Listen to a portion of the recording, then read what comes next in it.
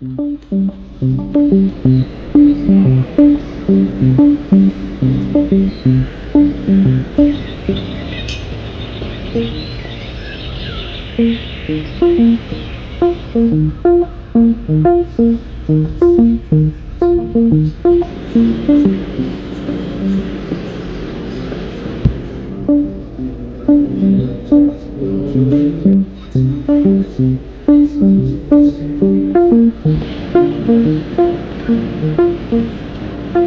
bereitet sich vor darauf, dass der Gasfluss, so wie wir ihn gewohnt waren, die letzten Jahre und Jahrzehnte in dieser Sicherheit nicht mehr aufrecht erhalten wird und dass dann alle Beiträge sozusagen abgeholt werden, um Gaseinsatz zu substituieren.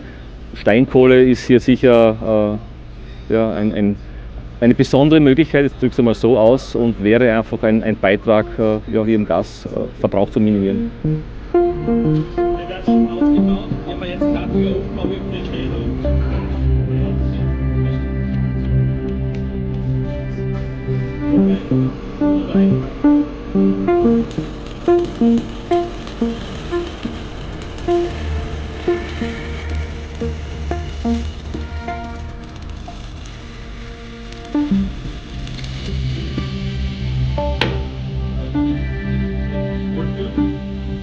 Wir glauben, dass wir bei gutem Durchlauf und wenn wir etwas Glück haben, die Anlage technisch in bis zu 4 Monaten wieder fit bekommen, um mit der Steinkohleverstromung zu beginnen.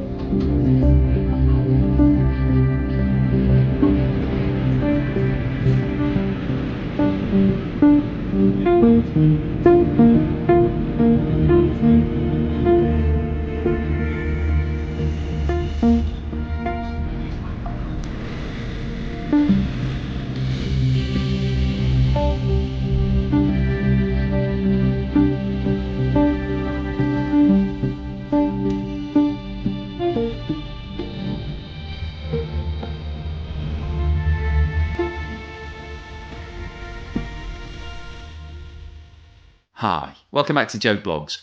This video is the next in a series looking at the financial implications of Russia's invasion of Ukraine on the global economy. And in today's episode, I want to talk about coal. Austria are reviving one of their old coal-fired power plants, which they'd closed down because of the problems that are being experienced right now with gas. And this follows on from an announcement that Germany are also looking to do the same thing, and there are various other countries in Europe who are also considering this plan of action. So in today's video, we'll talk about coal and the problems that it brings in terms of the additional emissions. This is one of the reasons why everybody's moving away from coal. We'll then have a look at what's been happening with prices and the global usage of coal, because I think you'll be surprised that it's still really high. And then we'll have a chat about what the implications of increased use of coal and prices are on the global economy. So before we get started, if I could ask you to give me a thumbs up at some point during this video and to subscribe if you haven't done so already. Don't forget, I always include chapters in these videos. And if you'd like to contribute to the channel, please have a look below where you'll find links to YouTube's membership and super thanks, as well as Buy Me a Coffee and Patreon. Coal is a non-renewable fossil fuel that takes millions of years to form. It derives its energy from carbon, which was stored in plants that lived hundreds of millions of years ago.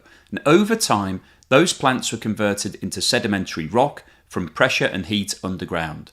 Coal is found underground and often deep underground, and can be mined in a variety of different ways. When coal is burned, it releases energy, but alongside that energy, it also releases the carbon back into the atmosphere in the form of carbon dioxide.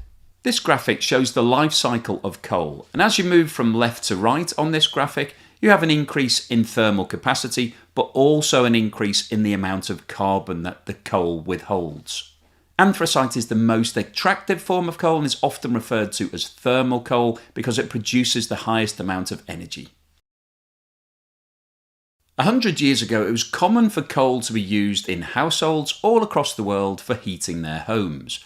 However, due to the emissions that coal give out and lots of legislation that's been brought in, it's no longer used in households in most countries around the world, and the predominant use for coal today is the production of electricity. This table shows the amount of carbon dioxide emitted by different fuel types, And you can see that right at the top of this chart is anthracite coal, closely followed by bituminous coal, which is the less efficient form, diesel, then gasoline, propane, and natural gas. And anthracite coal produces almost twice the amount of carbon dioxide that natural gas emits. And this is one of the main reasons that a lot of countries around the world have been moving from coal-fired power stations to gas-fired power stations over the last 30 or 40 years. In the 1960s and 70s, it was common to see the old coal-fired power stations spewing out tons and tons and tons of emissions all across the landscape. However, nowadays, the modern power plants that are fired by gas don't give out that level of emissions and are kinder to the environment. So from an environmental point of view, there's been a big movement away from coal towards gas. However, the global picture really isn't as simple as that.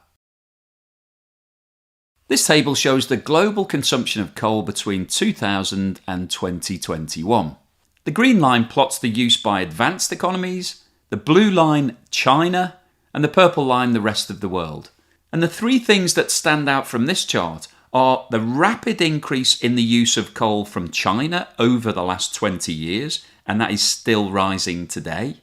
The gradual but continued increase of coal by the rest of the world, and the fact that we had a gradual reduction in the use of coal between 2008 and 2020 by advanced economies. However, over the last couple of years, that situation has turned around, and we're now seeing increased use of coal by the advanced economies. And this table shows the amount of electricity produced from coal over the same period. And you can see from this table that over the last 20 years, we've seen an increase of around 66% in the use of coal. And it's been fairly gradual, fairly continual. There have been some years where it's dropped off slightly, but in 2021, we have seen a considerable increase, and the amount of coal being used is now the highest level that we've seen any time in the last 20 years. So despite the fact that it gives off a lot more emissions than gas, the use of coal to produce electricity is still increasing. And this table shows the amount of coal consumption by country in 2020. And you can see that China was by far the biggest user. Now, just before we move on to talk about the analysis, I thought it was worth noting that this chart is measured in extrajoules, and an extrajoule equates to 1 quintillion joules. And 1 quintillion is 1 followed by 18 zeros. So it's essentially a million, which isn't a number that you hear very often. Thankfully, we haven't got to that level of debt in the world yet. So going back to the figures here, you can see that China uses more coal than all of the rest of the world added together. Equates to around 2.7 billion tonnes of coal equivalent. And the reason for that is that they are predominantly using coal-fired power stations. However, aside from the fact that China is using so much, India is using 17.5 quintillion joules. The USA is using 9.2 quintillion joules, which equates to around 313 million tonnes equivalent of coal. Now, in terms of the world markets, these countries are the top 15 importers of coal, so they don't produce enough coal to satisfy their own requirements. And you can see that Asia has historically driven the global demand for coal, with India and Japan both importing over $25 billion worth of coal each year, which equates to around 17% of the global market share each. China is close behind them at $23 billion, around 15%. South Korea is importing over $14 billion, around 10% of the market, and Taiwan imports around $8 billion, about 5% of the market. But it's not just Asia that's importing coal. Germany is importing over $5 billion worth of coal, Turkey over $4 billion, and further down this list we have Ukraine and the Netherlands. And just as a reminder, these figures are all for 2021. So this is the period before Russia invaded Ukraine. This graph shows the price of coal per tonne in US dollars over the past 5 years. Between July 2018 and September 2020, the price of coal fell from around $150 per tonne to around $60. As the world came out of the COVID-19 lockdowns and there was a huge increase in the demand for everything, a lot of countries needed more power, And the demand for coal increased dramatically as countries all around the world used it to increase their power output. As a result of this, the price of coal rose to a peak of around $270 per tonne in October 2021. And by the end of last year, the price had settled at around $150 per tonne. Concerns around Russia's mounting of troops along the Ukraine border at the start of 2022 drove the prices up, and on the 23rd of February, the price was sitting at $210 per tonne. As soon as Russia's invasion of Ukraine started, the price spiked to above $400 per tonne. And although the prices dropped back down initially, we have seen a rapid rise in the price, and it is now trading at just below $400 per tonne. So I wanted to jump back to this table which shows the amount that each country around the world was paying for coal imports in 2021. Now these values are obviously based on the actual price that was paid in 2021. The price of a tonne of coal at the start of the year was around $85, and by the end of the year it had risen to $170.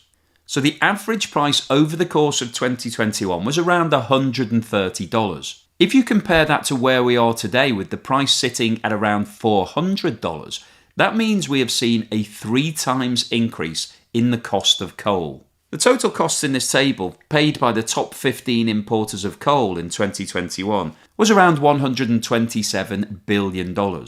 If we apply a 3 times increase to these costs, it would move that total cost to around $380 billion, which represents a total increase of over $250 billion. The Austrian government has announced plans to convert a gas-fired power plant that is currently closed down to coal production in order to ensure that it has continued production of electricity. Austria currently gets 80% of its gas from Russia and has been struggling to find easy alternatives to replace that supply. Majority state-owned utility Verbund has agreed to convert the Mellach power plant in the southern Styria region, which has been shut down but kept on standby for renewed use of coal. It was previously Austria's last coal-fired power plant before being converted into a gas-fired plant for use when needed. This news follows on from confirmation from Germany that they are now also bringing back coal-fired power plants into their energy mix, which will add around 10 gigawatts of capacity in case of a critical gas supply situation. Ordinarily, countries would struggle to be able to meet their emissions targets, but the EU's Green Deal chief has said that countries planning to burn coal as an alternative to Russian gas could do so in line with the EU's climate goals. There are no taboos in this situation, he said. Previously, the EU and the member countries had strongly backed natural gas as a stepping stone away from fossil fuel as it was looking to cut the usage of coal. Things have changed. History has taken a very sharp turn a week ago, and we need to come to terms with that historic change, he said shortly after Russia invaded Ukraine. Poland and several other countries had plans to transit out of coal and then temporarily use natural gas before moving on to renewables. If they stay longer with coal, but then immediately move to renewables, it could still be within the parameters we set for our climate policy. The Czech Republic had based its decarbonisation strategy on natural gas as a transitional source, but with the dependency on Russian gas at 90%, these plans have now gone. And several Czech companies have already decided to switch from gas back to coal. In Bulgaria, ambitious plans to build a large gas power plant, a project included in the National Recovery Plan, is also off the table. The country is ready to keep its coal industry until the construction of a minimum of 2 new nuclear reactors. The role of coal was also discussed by the Romanian government, who stated that no mines would reopen in Romania, but coal extraction capacity would increase and an existing plan will restart its operation. In terms of exports, this table shows the top 15 countries exporting coal in 2021. And you can see that over 70% of the global supply comes from 3 countries. In 2021, Australia provided around 36% of the market, Indonesia around 22%, and Russia around 14%. And this chart shows the origin of coal imports in the EU in 2020. And you can see by far the largest player was Russia, with a market share of just under 50%. The United States had around 18%, Australia around 14%, Colombia 8%, and South Africa 3%. But in 2020, Russia provided more coal than all of those other countries combined. And if we jump back to the table of the top 15 exporters, only Russia is located in Europe out of the top 10 suppliers. And one of the problems with coal is that it's large and bulky, and therefore it's not efficient to be able to transport it over long distances. So historically, the European countries had a preference to buy Russian coal, firstly because it's very high thermal capacity and therefore is the most efficient form, but secondly the transport costs are lower because a lot of this coal is transported by rail across land in Europe. All of the other top 10 global suppliers will have to ship their coal overseas to get it to Europe. And if we jump back to the price chart, you can get a better feel now for why the price of coal has jumped so dramatically since the start of the Ukraine war, because Europe is now having to source its coal from other countries, it's having to go overseas, and that's increasing the transport costs. But because the price is now around $400 per tonne globally, the transport costs can be absorbed as part of that massive increase in cost.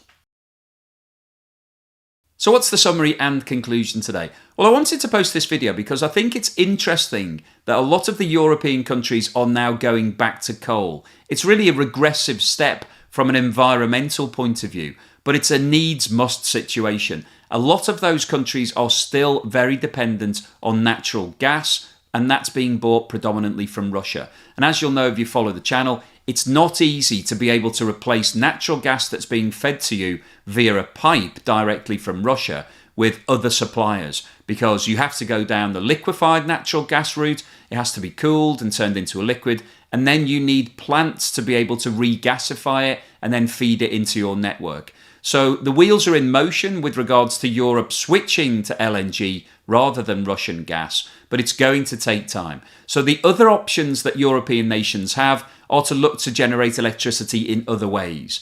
And the old-fashioned way of using coal to produce power is now being seen as a potential stopgap to fill this period when we're trying to get away from Russian gas. And of course, a lot of the countries in Europe are nervous that Russia could switch off the supply at any time. If Russia decides that it doesn't want to sell any of that gas any longer, then those countries would then be reliant upon their existing stock levels. And the existing stocks are not high enough to be able to get through the winter period of 2022. So we're now seeing this movement back towards coal, which is quite a surprise really. And in any market, if you have a sudden surge in demand, then you're going to see an increase in price. And that price movement has been accentuated by the fact that Russia is one of the globe's biggest suppliers of coal. So Europe can no longer buy anything from Russia. They don't want to buy any of their resources. So that's driving up the price even more because one of the top 3 suppliers is being excluded from the buying tables.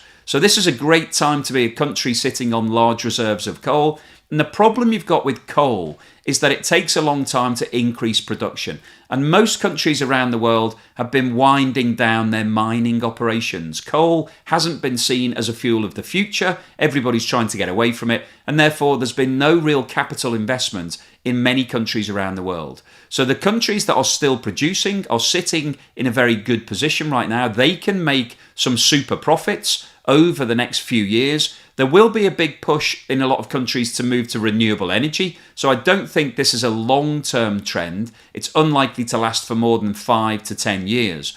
But in the short term, over the next 3 to 5 years, I think we're going to see heightened demand for coal. It's going to be a good time if you're selling coal, but it's bad for the environment, unfortunately, because the CO2 that's given off by coal is around twice as much as it is for gas. And gas was seen as something that we're trying to get away from as well. So when it's compared to renewable energy, obviously the environmental impact is really bad. But I wanted to post this video because it's another example of how the Ukraine war is having a negative impact on all economies around the world.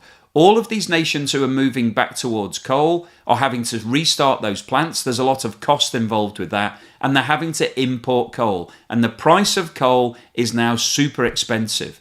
During 2020, coal dipped to around $50 per tonne. It's now trading at around $400 per tonne. So that's an 8 times increase. And the price has trebled over the last 6 months or so. So these are really big movements. And the table we walked through earlier shows that the total impact of that for the globe is around $250 billion of additional cost. And that's going to add to the pressures that we've got right now from everything else that's going on. So gas has gone up in price, oil's gone up in price, coal's gone up in price. All of these things are feeding through into the economy. Most of those commodity items are being used to create electricity. So that's why your electricity bills are going up so dramatically. We've got month-on-month increases in electricity that have never been seen before any time in the past. And this is really going to hurt households, and it's going to bite into people's budgets and the amount of money they've got. And all of this is really pointing towards